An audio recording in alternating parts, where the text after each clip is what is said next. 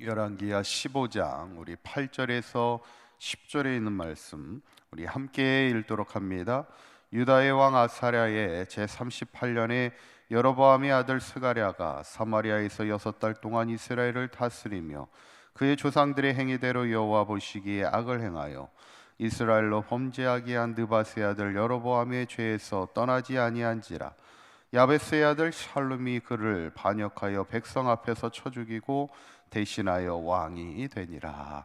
아멘. 우리 지난 시간에 이제 유다 왕 아사랴가 이제 새로운 부흥의 중흥기를 맛보게 되는데, 아몬 사람으로부터 조공을 받고 또 그 이름이 애굽 변방에까지 퍼지는 듯 그가 강성해지게 되는데, 문제는 성경에 보면 그가 강성하여짐에 그의 마음이 교만해졌다는 거예요. 그래서 문제는 하나님의 성전의 향단에 분향하는 것을 제사장이 아닌 자신이 직접 하려 하다가 결국 하나님의 징벌을 받아 노년의 삶이 결국 나병으로 남은 삶을 별궁에서 보내게 되는 그런 안타까운 상황을 보게 됩니다. 우리에게 항상 중요한 것은 인생도 그렇고 신앙도 그렇고 끝이 좋아야 되고 마지막까지 겸손함을 가져서 하나님께서 인정받고 하나님께서 강성케 하는 그런 은혜를 누리며 살아갈 수 있는 우리 모든 성도님들이 될 수 있기를 간절히 바랍니다. 이제 오늘 본문은 이제 다시 남유다에서 북이스라엘의 이야기로 전개가 되는데, 북이스라엘에서 여로보암의 아들 스가랴가 왕이 된다는 겁니다. 이 스가랴라는 이름은 선지자도 스가랴가 있죠. 동명이인입니다. 스가랴가 선지자로서의 스가랴도 있고 이스라엘의 왕에도 이제 스가랴라는 이름이 있는데, 그가 얼마 동안 왕이 되냐면 8절에 보니까, 한번 8절에 있는 말씀 다시 한번 읽어볼까요? 시작. 유다의 왕 아샤라의 제38년에 여로보암의 아들 스가랴가 사마리아에서 6달 동안 이스라엘을 다스리며 그랬어요. 그러니까 6달이라는 건 뭐예요? 상당히 짧은 시간 동안 왕이 되었다는 얘기인데, 그 이유를 보면 10절에 보니까 이런 일이 있습니다. 한번 읽어보시죠. 시작. 야베스의 아들 살룸이 그를 반역하여 백성 앞에서 쳐 죽이고 대신하여 왕이 되니라 그랬어요.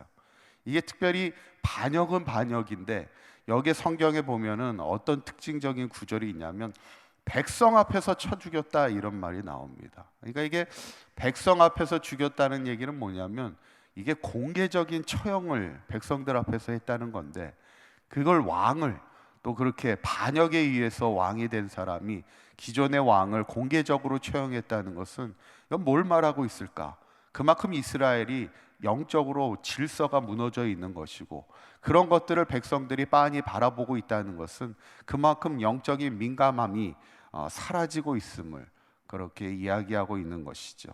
어쩌면 반역이 이루어지는 것 그 자체도 그렇고, 왕을 공개적으로 처형하는 것도 그렇고, 뭔가의 영적인 질서가 무너져 있음을 보여주고 있는데, 그런데 오늘 성경은 그 스가랴의 죽음 앞에 이렇게 이야기를 하고 있습니다. 마지막에 12절에 보면은 한번 읽어보시죠. 시작.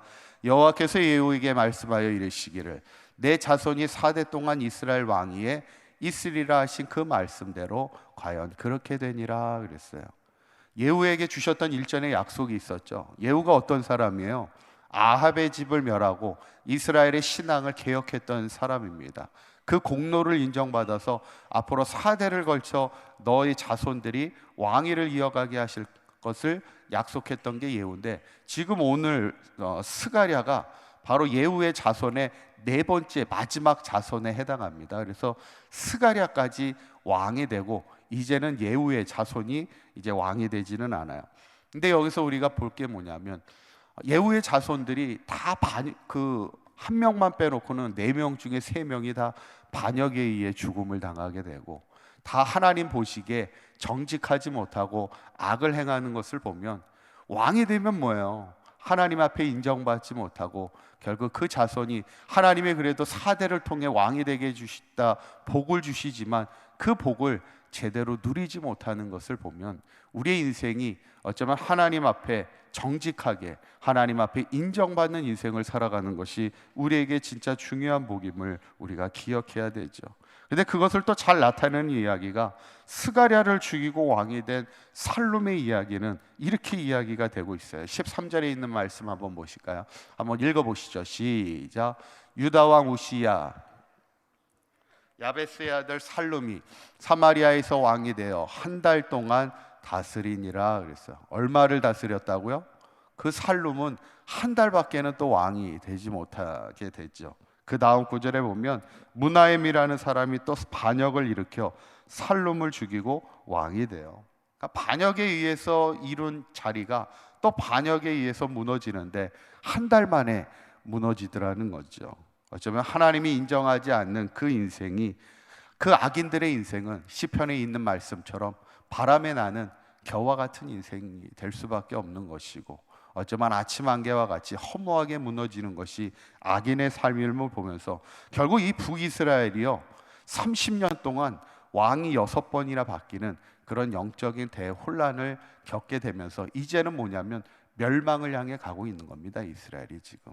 이게 멸망이라는 게 그냥 한순간에 무너지는 게 아니에요. 이미 그 멸망에 향해서 이미 영적인 질서가 무너지고 반역에 의해서 반역으로 이어지면서 결국 6달 만에 왕이 죽고 또 1달 만에 왕이 죽는 그런 영적인 대혼란을 통해서 결국 이스라엘은 멸망을 향해서 이제 가게 되는데, 저는 오늘 이 본문을 보면서 스가랴 왕이 되지만 6개월 만에 반역에 의해서, 그것도 백성들 앞에서 공개 처형을 당한 그런 수치스러운 죽음을 보게 되고, 또 그 스가랴를 죽여 왕이 됐던 살룸 역시 한 달 만에 또 그도 반역에 의해서 죽임을 당하는데, 과연 우리가 인생을 살면서 무엇을 꿈꿀 거냐는 거예요.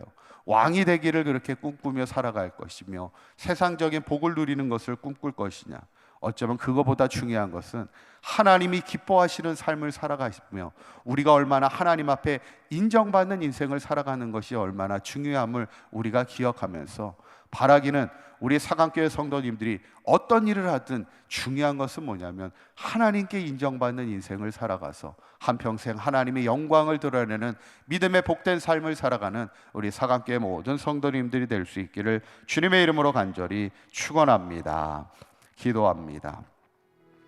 고맙고 감사하신 하나님, 오늘 스가랴가 왕이 되어 6달 만에 반역으로 백성들 앞에서 죽임을 당하고, 그를 죽인 살룸 역시 한 달 만에 반역에 의해 죽임을 당하는 것을 보게 됩니다. 악인의 길은 바람에 나는 겨와 같다 말씀하신 하나님, 우리의 삶이 세상의 높은 자리를 꿈꾸기보다 하나님 앞에 인정받는 삶을 기대하는 인생이 되게 하여 주시옵소서. 믿음으로 온전히 끝까지 하나님의 기쁨이 되는 삶을 살아가는 우리 사강교회 모든 성도들의 삶이 되도록 인도하여 주시사, 마지막까지 하나님께서 강성케 하여 주시고 하나님의 복을 누리는 아름다운 삶을 살아가는 우리 사강교회 모든 성도들 되게 하여 주시옵소서. 오늘도 많은 빛 가운데 있습니다. 하나님, 성도들의 가정들마다 어려움 당하지 아니하도록 주님께서 지켜주시고 보호하여 주시옵소서.